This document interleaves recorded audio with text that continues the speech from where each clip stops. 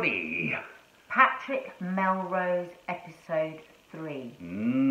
Go and watch our previous reviews on episode 1 and 2 because we have thoroughly enjoyed the series so far. I went so far as to say episode 1 was probably the greatest piece of British television I've seen in recent years. And in fact, Mark wrote a letter to The Guardian and it was printed in The Guardian. Only because I thought it was in response to an article saying what a great first episode it was about addiction and alcoholism and all the various issues. And it certainly has been, because we know a lot about that and we know that it's very real. Very real, very real. Even though it's very hyper-real, that's very real, if you know what I mean. The second episode we saw was an incredibly harrowing watch, but brilliantly made for very different reasons. It was a different pace, different tone. And a quite brilliant piece of television. Yeah. And you say it was harrowing. I only just, a week later, I'm not thinking about it almost all through the day because it was so upsetting. So I was a bit nervous going into episode 3, to be honest. I was a bit trepidatious. I kept delaying it. I said to Mark, I don't think I can watch it late at night. I don't think I can watch it when it's dark. We might have to watch it in the morning because, it tackled the subject of child rape. And I found that all really upsetting. So episode 3, we came with all sorts of expectations. Well, yeah, and I came at it with the same sort of nervousness because it's that sort of second, third album syndrome, which is, okay, first was great, second was very different, concept album, third, and I think I'd have to say it started really promisingly. We were with Benedict in a slightly slower post-cold turkey state of mind, and rather cleverly we cut to him making a cup of tea and struggling with the sugar and cutting up the sugar as if it was cocaine or lines of cocaine. And I thought, they're very powerful. I love those scenes where there's not much done but it tells you so much. I love that. And then we had the chap whose name I always fail to remember, who's also in The Crown, his father's friend, who's sort of almost his godfather or something, isn't he? Sort of looking out for him. He wanders into Benedict Cucumberpatch. One of the greatest lines in British TV. Can I offer you a herbal tea? And he replied, don't be absurd. I'm going to say that every time I'm offered a herbal tea. Don't be absurd. I know. I thought that was brilliant. Or a decaffeinated coffee. Yeah. So this episode moved towards a very curious place. It moved towards, really, it was about Patrick Melrose getting through a very high society party. And unfortunately, I thought it was very flawed. I loved the first half of the episode. I loved seeing him dealing with the aftermath of the cold turkey. The colour of his character. He's such a great character. Oh yes, him going to the AA meeting. The AA meeting, I loved all of that. But you hit the nail on the head when you said where the fault was because he's very clever. I said to Mark, I don't know why I didn't like the second half. What was so wrong with it?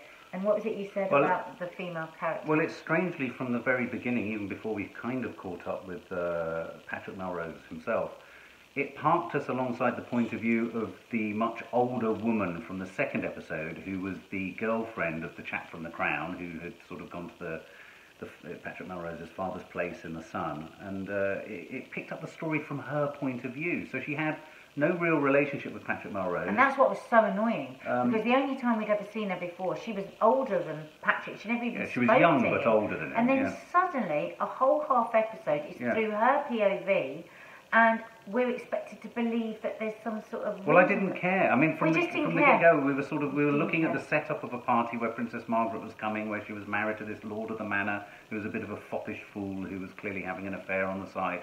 And it was like, well, hang on a minute, you're asking... I don't really care. I want to get back to Benedict sorting out his cold turkey and coming to terms with himself being an addict. And so, really, for me, I didn't even think the first half was great. I thought the whole programme was imbalanced. I still liked it because But my God, what a difference to episode 2. And you said...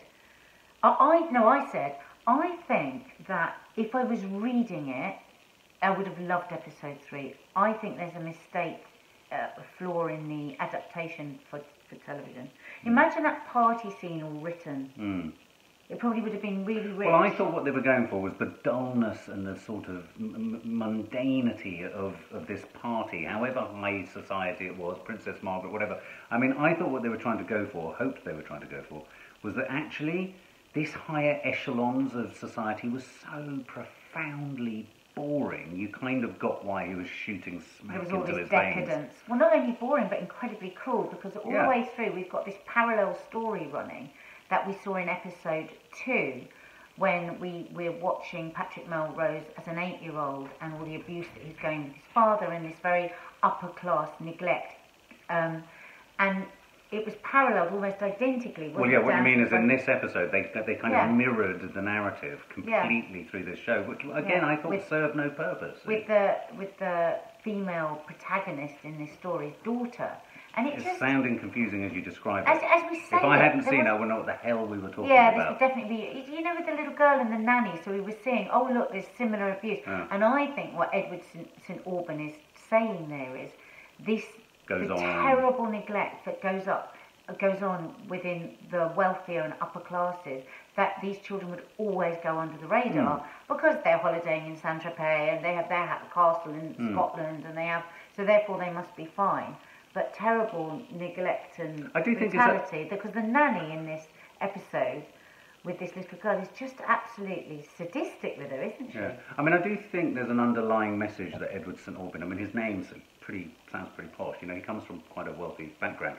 I do think, myself having come from a comprehensive single-parent, lesbian, feminist, gay, you know, bedsit, I do think there is an argument to say that, you know, I do think the rich and the upper classes, it's sometimes thought that they can't be affected by things and that things don't affect them, and that we, in a weird reverse prejudice, go, oh, well, you're rich, you're loaded, it's not really a problem for you. And we were talking about this on Liz Women the and actually that can become the problem for, you know, the Maiden Chelseaites and all that lot. You know, that actually, precisely because of that wealth, where does one's humanity start and stop? With how much money's in your bank? Just because you've got money doesn't mean you don't have rape and abuse and a breakdown of relationships. So what I really, and I think that's what the message is, that Edward's. And what I really liked in this episode, though I didn't get enough of it, there were 2 or 3 moments. There was a couple of really beautifully played bits by Benedict when he was at the dining table at the party, where you really saw his humanity shine through. There was a moment where he connected with the child who was in an equivalent sort of neglectful relationship with his mother and father, and there was a moment where he was talking about someone at the party. Well, of course, you know, now she can say to people she's arrived, and then there was another quip where he said, well, yeah, arrived where? This was about social climbing, and so there was a sort of, I was really enjoying seeing that side to him, but I didn't really see enough of it. In fact, all we ended up doing was being like an invite. We were invited to a very boring posh party. And the problem with it for me was there were these enormous leaps of character. God knows how the actors accepted that, because I would imagine a lot of actors would be saying, listen, I can't make this leap. So we've got Patrick Melrose at the beginning of the episode saying to his very close friend, who's also in AA, that something terrible happened in his childhood and there was no way that he was ever going to tell a single soul.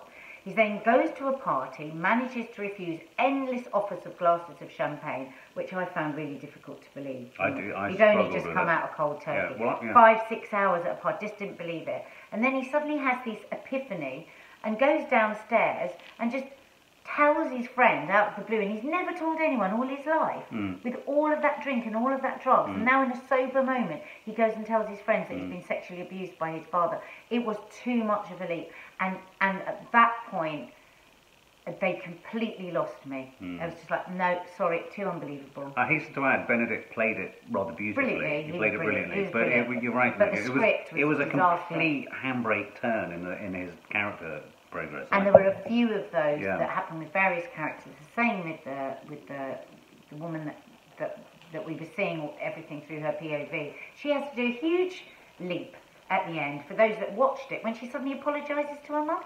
For those that haven't watched it, you'll know what we mean when you get to the end of the episode. I still don't understand why we were interested in her point of view at all. Why did we care? They didn't even talk to each other. How many more episodes are there? 2.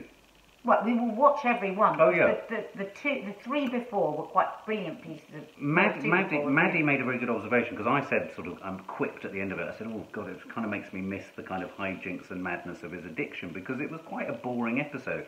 But as Maddie quite rightly said, if you'd had much more of it at that breakneck speed of addiction and drug taking, people would have said it was a bit tiresome, it's a bit one note. But I wouldn't have wanted more of that first episode, but I didn't want to be demanded to make this enormous leap of belief, Because I just didn't believe it. Sorry, guys. So my analogy for this programme, for this episode, would be it was an intake of breath before the last two episodes. Watch it, this series. It is utterly brilliant. And I have got a man crush on Benedict Cucumberpatch. Well, I think what we've got to start doing is you tell us what men you haven't got a blooming crush on. It'll be quicker and easier.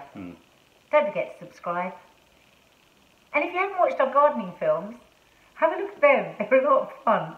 Yes, very silly.